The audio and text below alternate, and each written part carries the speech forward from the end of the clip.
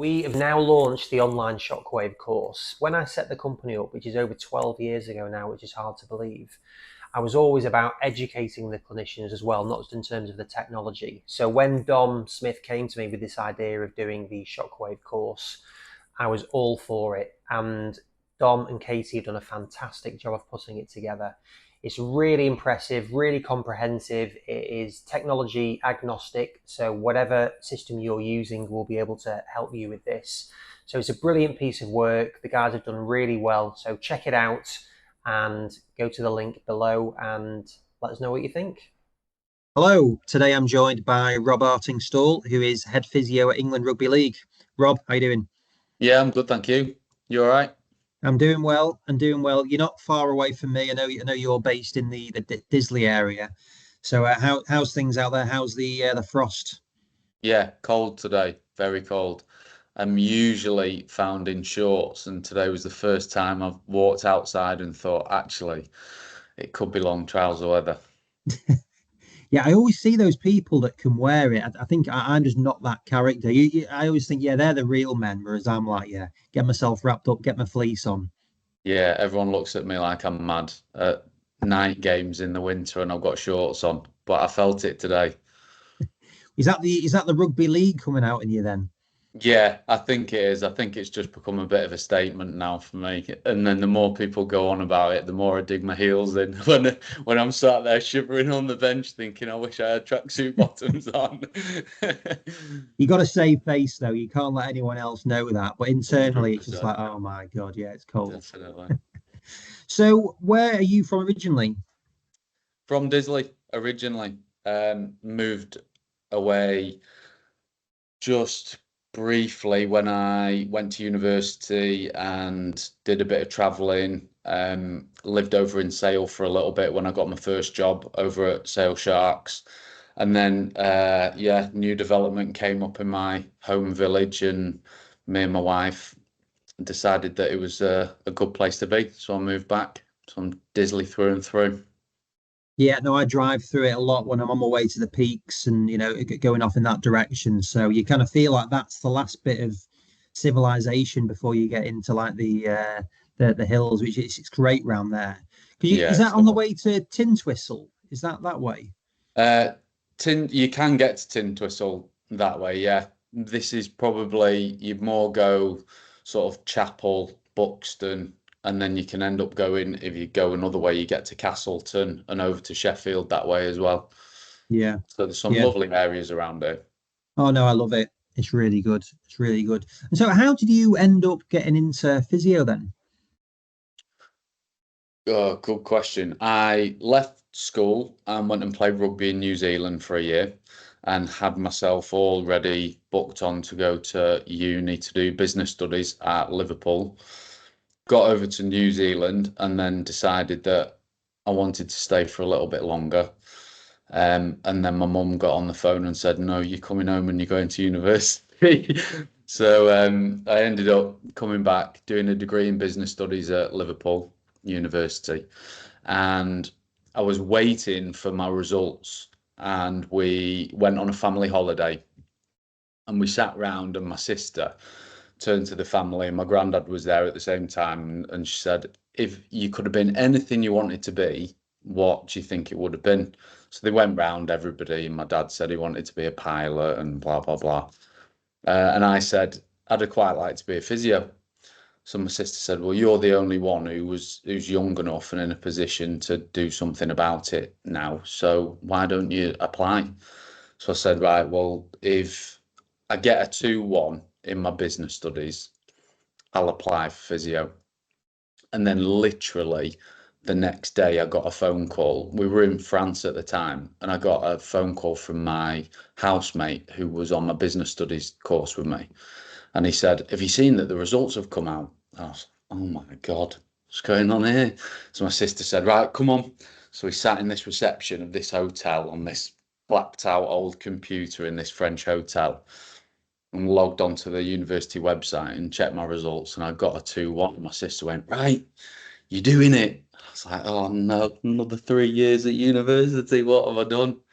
So I kind of just said, "I'll leave it in the lap of the gods." Applied, did the interview process, got accepted, and not looked back since. Just, when you kind of, it sounds a bit cheesy, but when you feel like you found your calling, like I really do feel like I was meant to do this. I really enjoy it and get loads out of it. So I've definitely made the right career choice. Yeah, it's because it's very different to business studies then. So, like, well, what made you want to do business studies in the first place? Um, there was no reason for it. I wanted to do a degree. I wanted to go to university and experience university life. And just because of the A levels that I chose, I wanted to pick something that was pretty broad and would give me options coming out of university, whether you went into like marketing or whatever it might be. I just picked something really. And then I had an amazing time at university. It was brilliant, but I just knew that I didn't want to be sat behind a desk all day, really. So, Yeah. And then, so how helpful has it been that you've done that degree for you in your career? Have you taken anything from it? um, a lot of life experience. Like I think going to university is fantastic life experience, and you learn how to stand on your own 2 feet. As far as the actual content of the business studies degree, I think probably not much. I've not set up my own private clinic or anything like that. Maybe if I went down that route, I could probably pull on certain things that I'd learned, but it was that long ago now. I'd have to go back and refresh. I wouldn't just be able to put together a profit and loss or balance sheet or something like that. I'd be struggling big time. So yeah, no, a lot of life experience Yeah. Where did you go to do your degree, your physio degree? at Salford. Yeah, it was. I can't really, I can't really think, to be honest. I didn't think there were many other, not that there weren't many other options, but I think I'd just decided that Salford was had a really good reputation. It was near home, which financially for me was going to work because if I was going to do it, I was going to have to move back in with my mum and dad. So at 20, I think I was 24-ish. I moved back in with my mum and dad for 3 years while I did my degree at Salford and just caught the training every day from Disley to Salford, and it worked really, really well. It was perfect. Salford's got a great department there, and they've had brilliant staff over the years. Like I know that when Phil Graham Smith was there, and on the Yeah, biomechanical side, and some really, really good people. Lee Harrington's still there, isn't he? So it's yeah, a really good setup. Like, how was that experience for you? yeah. It couldn't have gone any better as a degree. I really enjoyed it. I enjoyed the way they structure the syllabus and the way that the hands-on practical side of physio is right at the forefront of everything they do.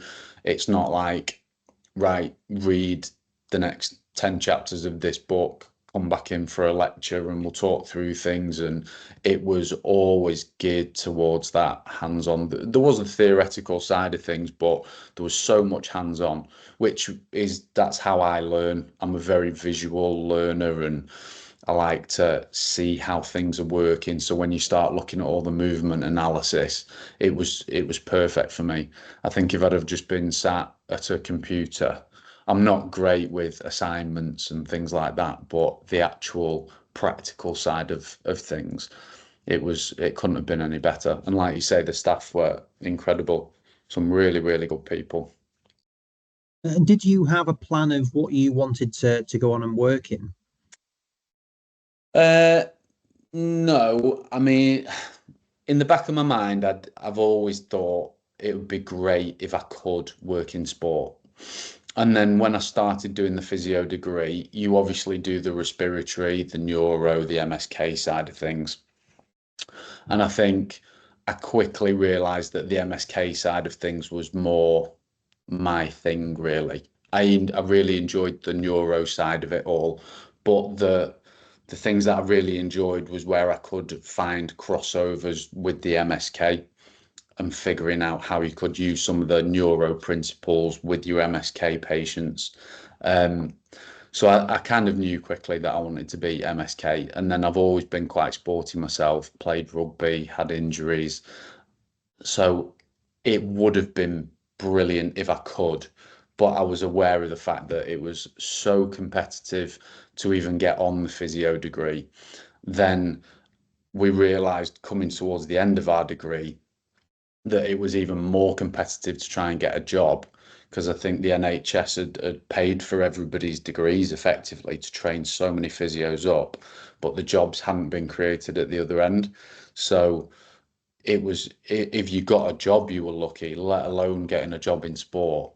So I just kind of said, well, I'll just see where I end up at the end of my degree and apply for everything that I can.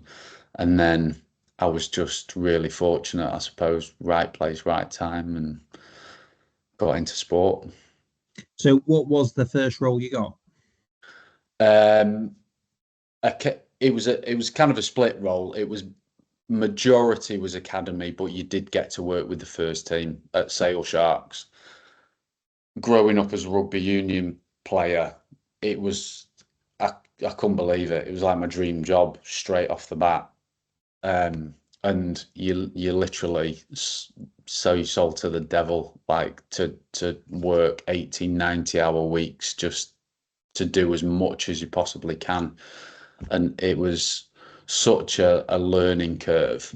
Your exposure to all these different majorly traumatic injuries that you might not necessarily see. I was meeting up with people who I'd trained with for a beer or a coffee 6 months after we qualified, and a lot of them were saying, "Oh, well, I've just seen a lot of chronic issues. What have you seen?" And it was like you could just see the difference, the exposure to all these chronic issues, acute issues, major traumas. It's a brilliant grounding for any physio. I always say that to students as they're coming through, even though I'm working in rugby and football now. I always say to them, getting your grounding in rugby union, rugby league is a great place to start because you see everything. Yeah, yeah, no, I've heard that from many of the other people that are friends and that I know in the industry. And like, how helpful for you is that when you'd been in New Zealand, we didn't really touch on that, but like, was it league or union that you were playing there? Yeah, rugby union. Yeah. Yeah, great experience. Live again, life experience, like moving away from home. I landed in because I stopped at Singapore and Sydney on the way, and then ended up moving to New Zealand effectively for 8 months. Lived with a family over there. Long story, as short as I can make it. Um, Jonah Lomu came over for the Commonwealth Games in 2000. Oh God, when were they in Manchester? 2002, was it? Oh, too, yeah. Um, and my dad did charity work with Francis House in Didsbury, where you're from. And he asked Joan Lomu whether he'd come to the children's hospice and do a visit while he was over for the Commonwealth Games. And then he said, "Oh, you come from your exam," because I had my one, I was either ASs or A levels, whatever it was. He said, "Quick, get over to Francis House because Jonah Lomu's here," and he was obviously the god of rugby union.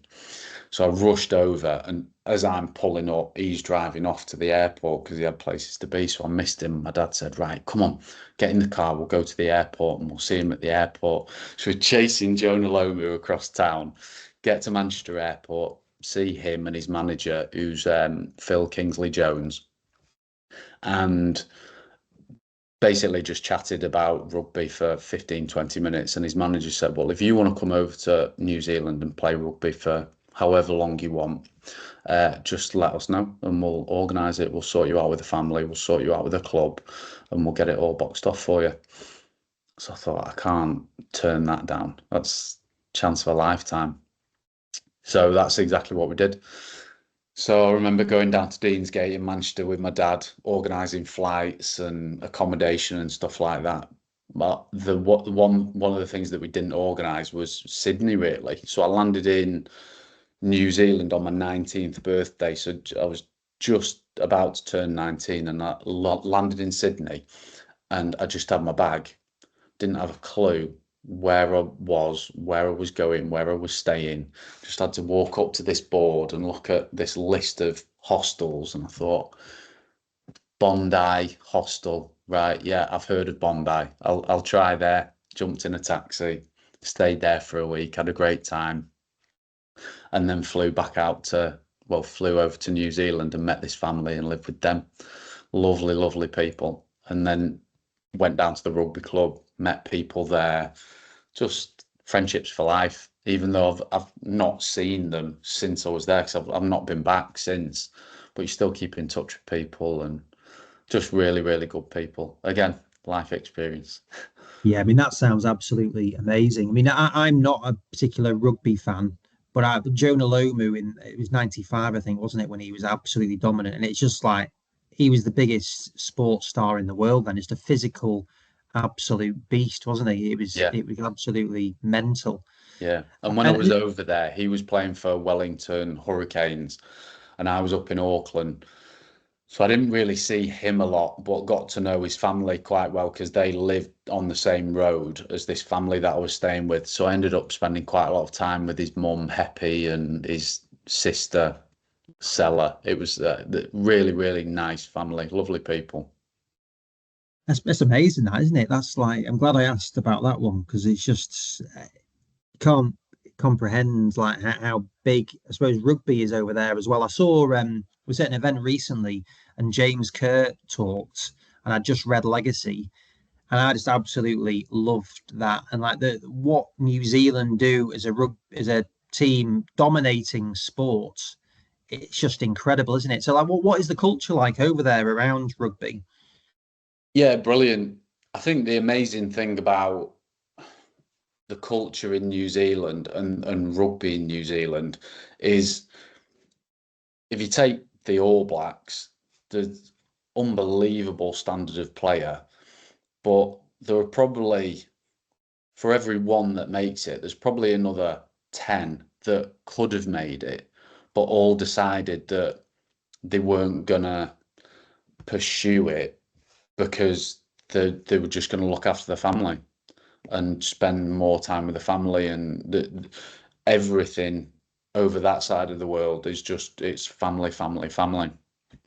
The Maoris call it the whānau, and it's just all about that. It's incredible. They're really, really good people, and there's a really nice blend because they've got the Maoris, we've got the white New Zealanders, they've got the Tongans, Samoans, Fijians. There's a really, really nice blend of different cultures. And then because of the connections I made in New Zealand, I went and stopped off at Samoa for 10 days on the way home and came that way back to the UK. And the people in New Zealand put me in touch with some people in Samoa, and I went and stayed there for 10 days. And they've got hardly anything, and they give 10% to the church, and they live in huts, and they have one central hut in the middle of their village where they all like communal hut where they all socialize. So on the face of it, they don't have anything, but they're the happiest people I've ever come across.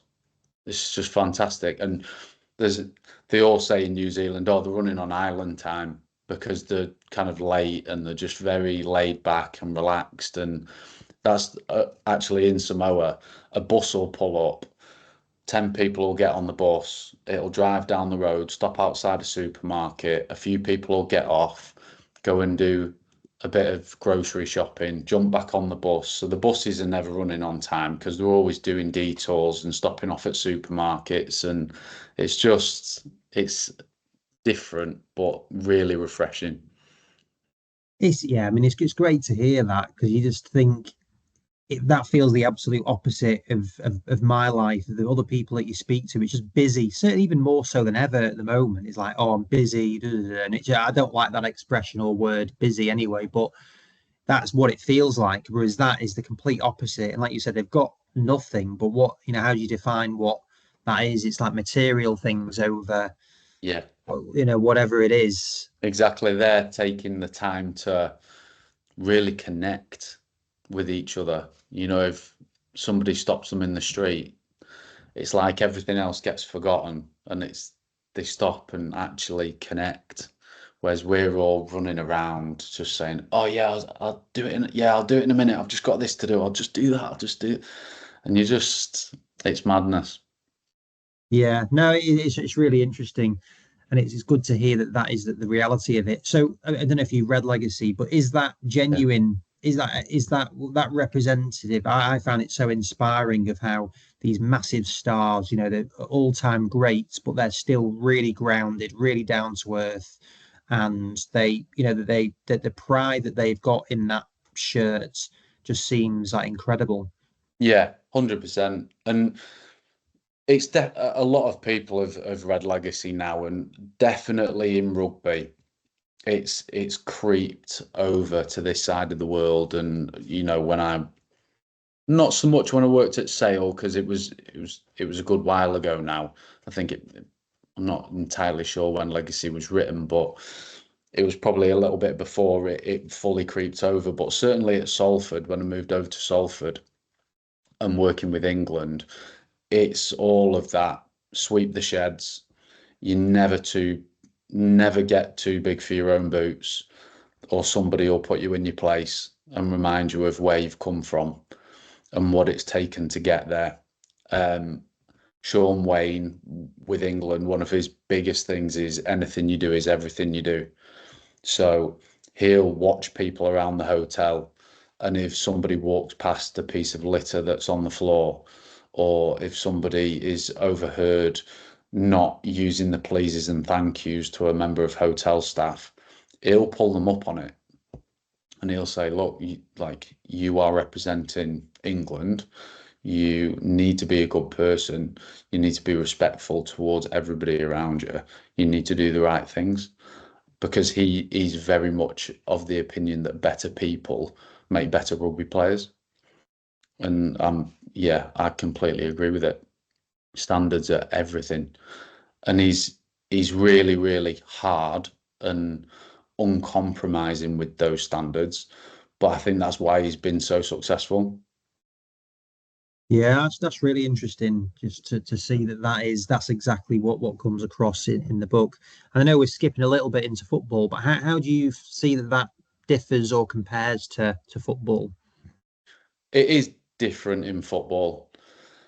I think because of the nature of the game, you transfer windows every January and every summer. There's quite a lot of movement around the clubs. So I don't feel that loyalty that there is in rugby, and that attachment. I think something that they do really, really well in rugby is that kind of like onboarding process. And that sounds very formal and business-like, but it's not at all. It's making people realize that they are part of something now. Very much like the All Blacks, you have now been given this opportunity to leave that shirt in a better place and to contribute positively to this club. So they're really good at things like heritage numbers, or if a player makes his debut appearance for the club. Rugby are amazing at getting family members to come in and present that player with their jersey that's been embroidered with the date and the game, who they're playing, all that kind of stuff. We've done it at England quite a few times where we'll get messages. So just this last series, when we played Samoa, we had a do one evening after a training session at the DW Stadium, or the Brick Community Stadium, I think it's called now. And we all got ushered out into the stands at, I think it was about 8 o'clock at night, so it's all dark. Sprinklers are on the pitch, and the big TV screen in the corner of the stadium just starts up, and it's got all these wonderful messages from all the players, friends, and families saying how proud they were of them for making the England squad and wishing everybody good luck for the game on Saturday. And really trying to make that connection between like the family and the club, because Wayne always says to all the family, all the wives, we really appreciate the fact that you're giving us your husbands or you're giving us your sons for a 3-4 week period, and we know it's going to make your life more difficult, so we want to repay that and say thank you. So they're quite good at putting events on and getting the kids involved and all that kind of stuff, which is really good. It makes it feel like a tight knit group of people, because we all start to learn about each other's families and friends, and it's really special. Yeah, no, it sounds it. Yeah, no, it's really good to hear that that community and that togetherness is getting built, because you see a lot of stuff in football at the moment where it just feels like almost the opposite of that, where you've got a lot of rival factions and different things, and that you see a lot on LinkedIn of people talking about this and different challenges and some of the conversations I'll have with people. But as you, it is just different environments and Yeah, the bigger machines, and like I said, there's that much movement and there's that much money involved. I think some of that gets lost. And same thing, I've read a couple of things, just it might have even been yesterday, about how football is losing that a little bit, that connection and that culture, and it's just been swamped with pressure and stress and anxiety, and psychological safety is huge, isn't it? You know, that's what allows people to relax and show themselves and create those connections. And I think because of the stress and the pressure in football, it's hard to get that psychological safety. You know, you hear of people who are just on pins all the time and worried that they might get the sack. And it's, I mean, it's not conducive to success really, which is strange because everybody's striving for it. That's what everybody wants. But they're kind of moving in the wrong direction, in my opinion. If you want to create something that's one, successful, but two, sustainable, then you have to get the culture right. You can't just flog people short term. You might get success for a season or half a season even, but it's gonna die because people can't sustain it. You've got to turn up to work every day bouncing because you really, really enjoy it. Because sport is stressful. It is a lot of pressure, and scheduling wise, it's full on. You know, we're having conversations this week about what are we doing over Christmas? Are we going to be in on Christmas Day? Are we going to be able to watch the kids open the presents or not? It's hard. So you need to enjoy it. You need to feel safe and secure and valued and important and like you really contribute to what you're doing. If you haven't got that, then the juice isn't worth the squeeze. yeah.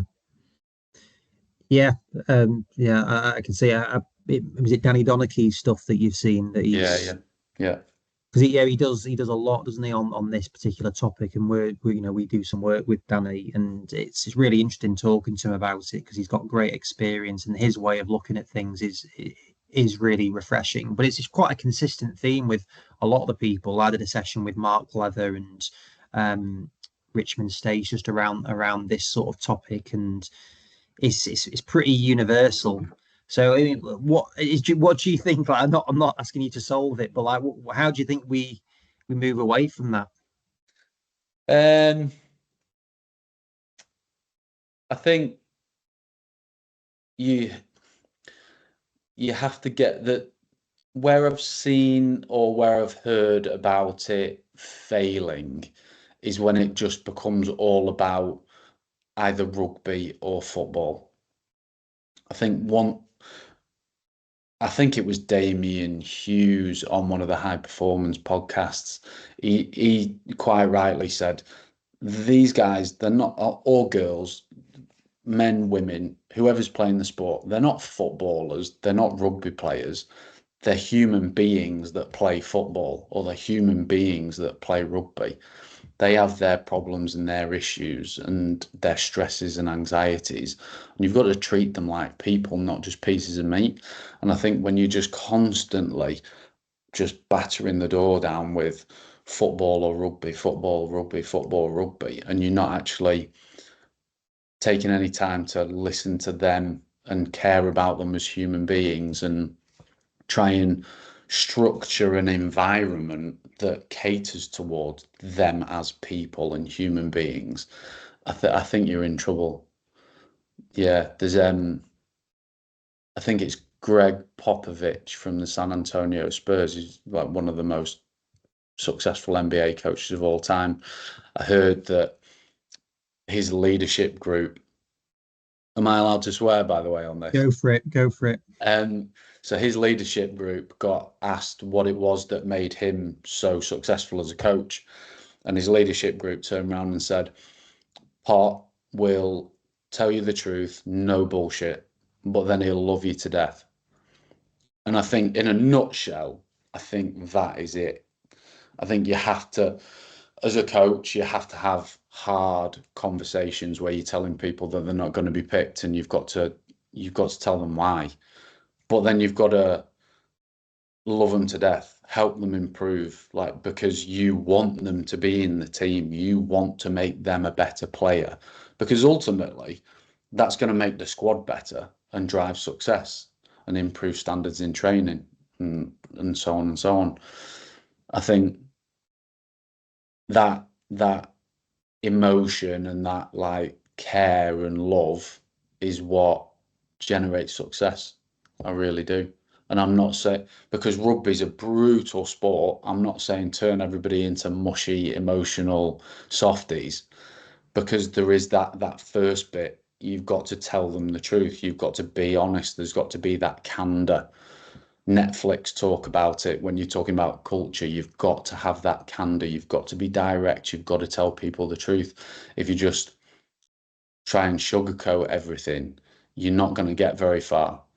But then you've got to help people fix it up, and you've got to say, look, I'm telling you why it's not right, or why I feel it's not right for us and this organisation, but I'm going to help you fix it up, and we're going to get better together as a team and drive forward.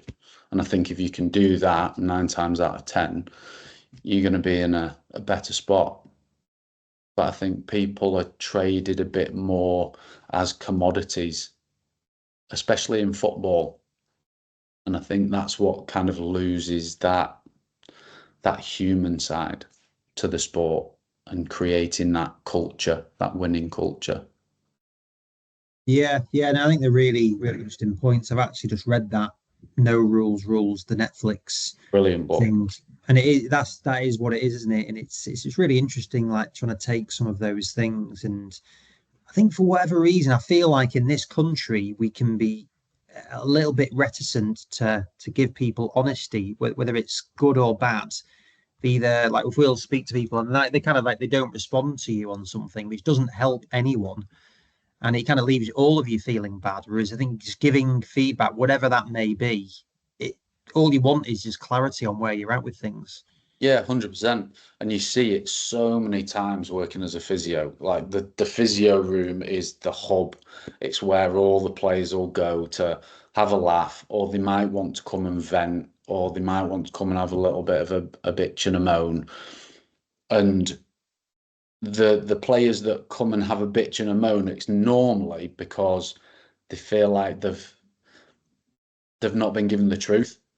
So there's been some kind of weird reason why they've not been picked for the game on Saturday, but it doesn't really make sense. Like they'll say that, oh, well, the coach has just told me X, Y, and Z, but I know that I did this and I did that and I felt like I did that well and blah, blah, blah. And they feel like there's not been that genuine honesty. The ones who come out and have just been given it straight between the eyes and know exactly where they stand and what they've got to do to fix it up. Yeah, they're all right because they've got direction. They've got a target to hit. The ones who've been kind of given this fluffy reason that doesn't really make sense and then no direction as to how they should fix it up and get back in the team, they're the ones who are disgruntled. They're the ones that don't know how to get back in the team. And that's not a nice place to be. Yeah. No, definitely.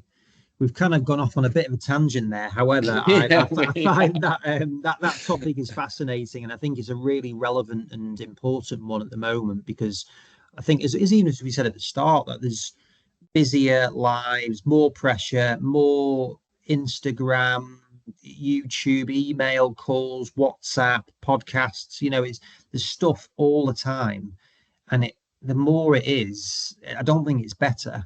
I don't think it is, and it's just like how I don't know how you stop it because obviously we're doing this now. This is more stuff for people to do and to keep up with. So it's an interesting one, but I think what you said, I think it's like having that clarity, honesty, communication is such an important piece, and having that everyone knows where they stand with everything, which I think that uncertainty is, I think that's what causes many problems in all walks of life. Like you're saying, for you, am I working on Christmas Day? It's like at least if you know, it's like right, well that's what it is. yeah, That's what it is. yeah. I think with honesty comes respect as well, which I think is hugely important. You might not like what somebody's saying, but if if they're giving you the honest opinion, you have to respect it, and then you've got a choice to make. Then you either do what they're asking, or you move in a different direction. But if you're going to stay part of that organization and work with that manager, and you want to be in the team, then you've got to make the right choices. Yeah. Yeah, and just to go back on some of the places that you've worked, then, because I'm keen to get an understanding of those ones. I know you went on to work at the Salford Red Devils. Like, how is the environment working there? Because you were there for a number of years. Yeah, I was there for 8 years. So that was an interesting one. Very steep learning curve, and it was tough to start with, really tough. Um, Marwan Kukash was the owner, and he threw quite a lot of money at it and really wanted to put a great team together, and it didn't pan out that way. So we ended up going through a couple of coaches, Brian Noble and Yestin Harris went through, and then Ian Watson took over. And then when Watto took over, we kind of got a little bit of stability.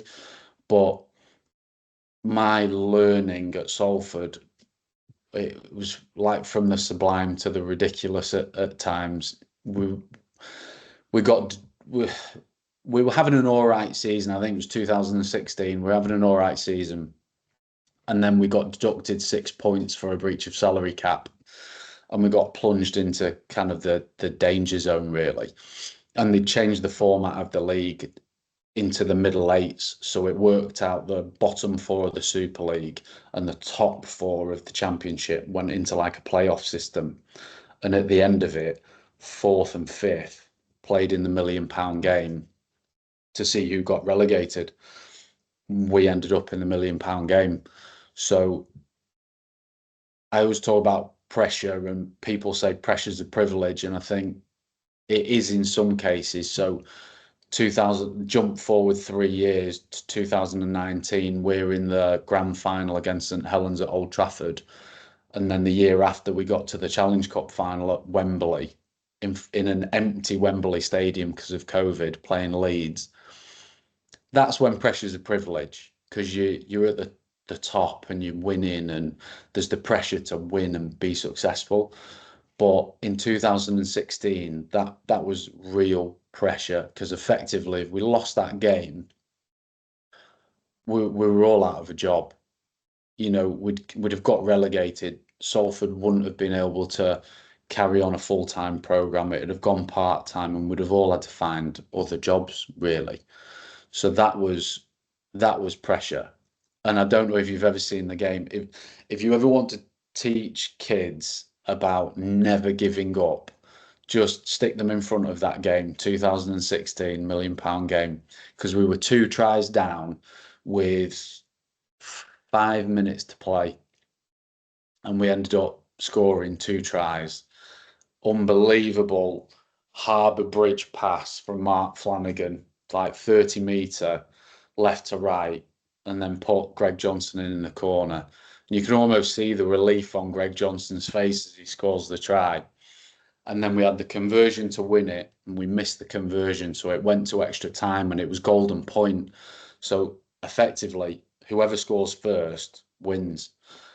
Hull KR kicked to us, 2 plays, and then we must have been on our 60-metre line. Ball goes back to Gaz O'Brien, and he's running, and he's on the hop, hits this drop goal, 60 metres, straight between the posts. And we're all just like that, in complete and utter disbelief. And then the relief just comes over you, and like the celebration started, and it was like, great, we've all got a job to come to on Monday morning. It was unbelievable. So yeah, to go from that to then 3 years later, grand final, Challenge Cup final, I've literally seen the whole spectrum of emotions at Salford Red Devils. It was a brilliant learning ground. Yeah, no, it sounds it. So, like, can you describe the difference then in that pressure? Because they are both pressure, but like you say, one is feels not a nice pressure, whereas the other one probably is a little bit more pleasant. Yeah, it's an excited anxiety, I think, when you're in the big finals and you're looking forward to it, and you're thinking this is your opportunity to kind of like put your little mark on history, and win something, and be known as a winner of a grand final, and that's enjoyable. You know, you are nervous, but it's enjoyable, and you revel in it. Whereas the other side of that pressure is that horrible sick feeling where something potentially really bad can happen off the back of it, and that pressure can be suffocating. And if you watch a game of rugby league and you watch the physios and the way they work, they probably cover about 5K in a game, just running on and off, on and off, on and off, patching up people, checking they're all right. It's absolutely mad, and you have to make clutch decisions in seconds. So if somebody goes down, can they stay on, or do they need to come off? In rugby league, it's a bit unique in the sense that you've got interchanges. So that person could come off, you can do some work on them, and then potentially they could go back on. So your work never stops. In football, if somebody comes off, that's it, they're off, and it's done with. Whereas in rugby league, you can work on them and try and get them back on the field.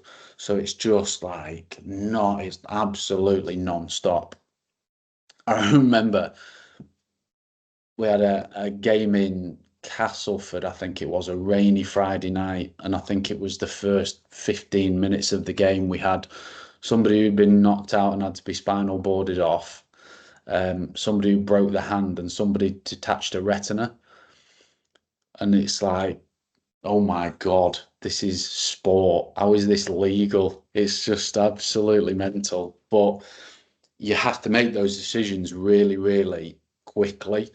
And I think when you're in those horrible pressure situations, it the the pressure you put on yourself to make the right decisions, and then once you made that decision, thinking in the back of your mind, oh my God, that could influence the result and mean that we end up losing, and then everybody's out of a job, and it just snowballs in your head when you stood on the touchline. Honestly, the conversations that have gone on in my head while I've been pitch side, I had like a little mantra to myself that I used to say when I first started off, and there was a bit of a crazy game going on and there was a lot happening. I just used to pace up and down, just saying to myself, you can deal with anything that happens. You can deal with anything that happens. You can deal with anything that happens. I just used to say it to myself over and over and over and over again because it was chaos at times. Yeah, that's really interesting. Was that helpful in saying that mantra?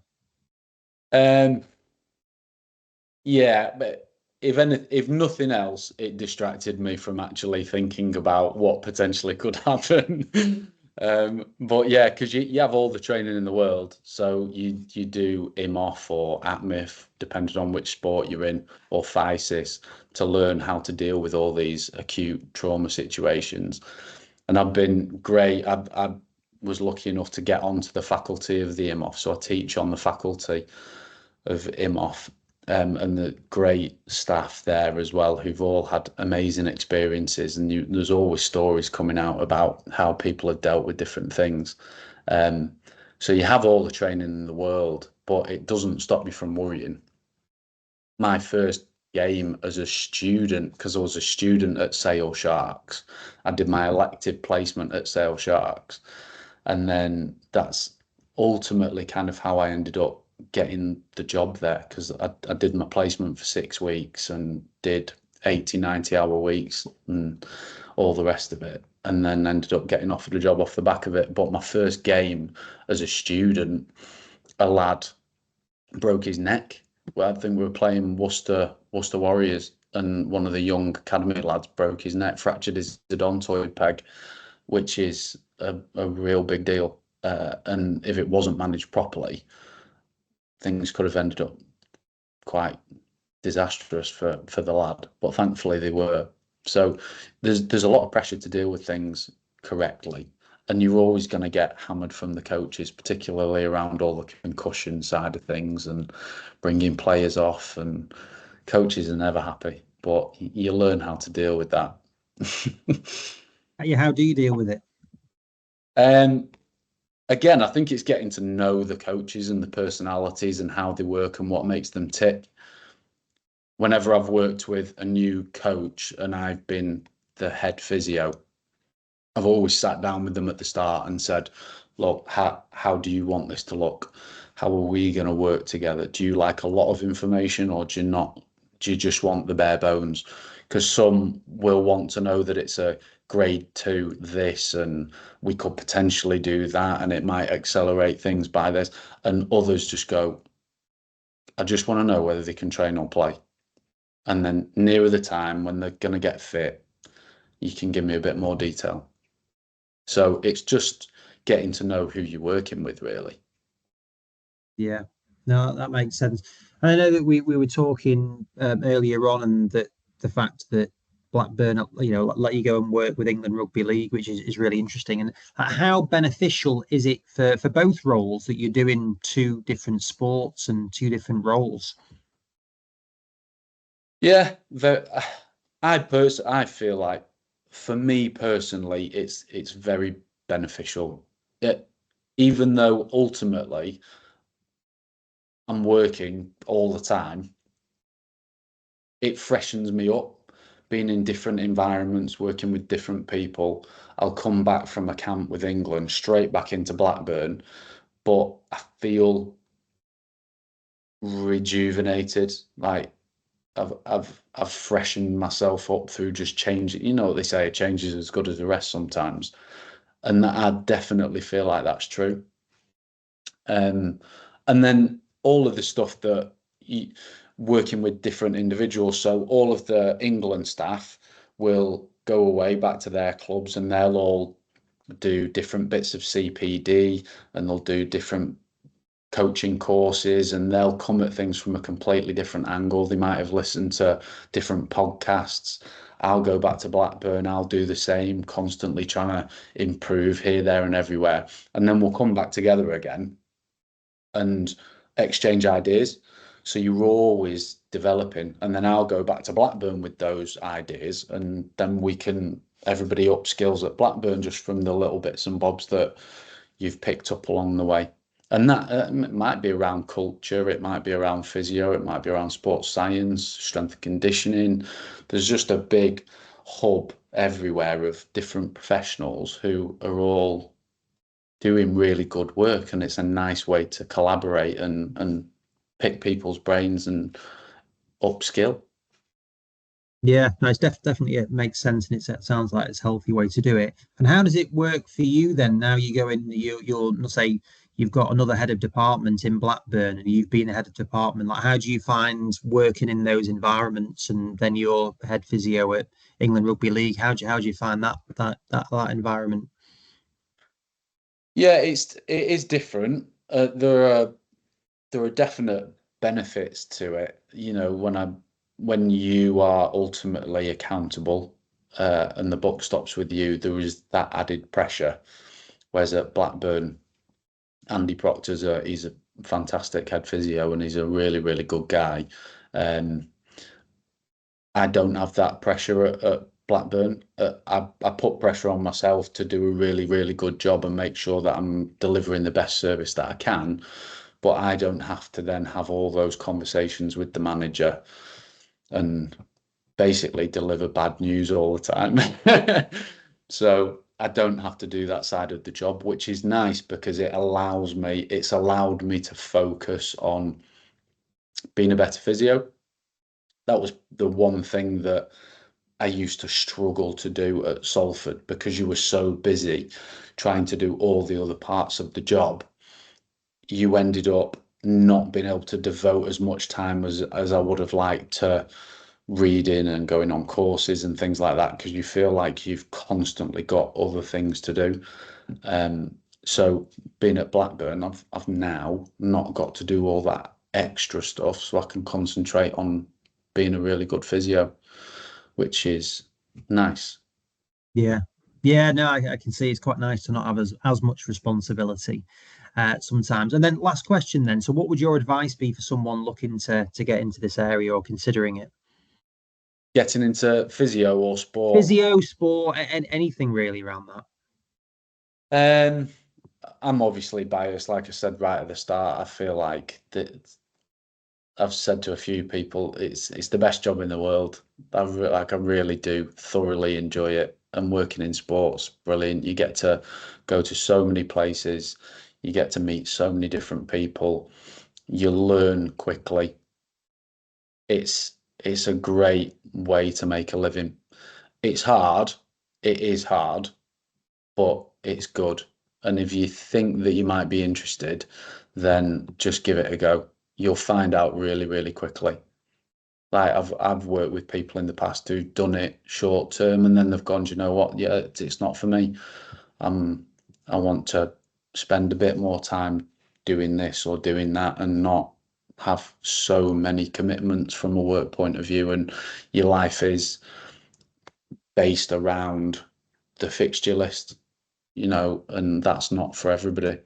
Some people want to be able to take the holidays whenever they want rather than just in the off season, and I can understand that, but it's something that you put up with because you love the job so much. Yeah, brilliant. Oh, look, it's been an amazing chat. Really, really enjoyed it. I think it is we did go off the topic on that culture and so on, but I think that's such a relevant one at the moment. It's so interesting. It's really important to me with my company and how we build that because you do want people to just enjoy what they're doing because otherwise, what is the point of anything? It's Yeah, like with the Samoans, like they haven't got any money per se, but they're really happy. It's like, well, that is ultimately what's the point of anything if you're not happy? yeah. Do what you love and you'll never work a day in your life. S- Yeah, Sounds simple. it does sound simple. We'll finish on that note. Yeah. Brilliant. Rob, thank you very much. Appreciate your time. No, likewise. Really enjoyed it. Thank you.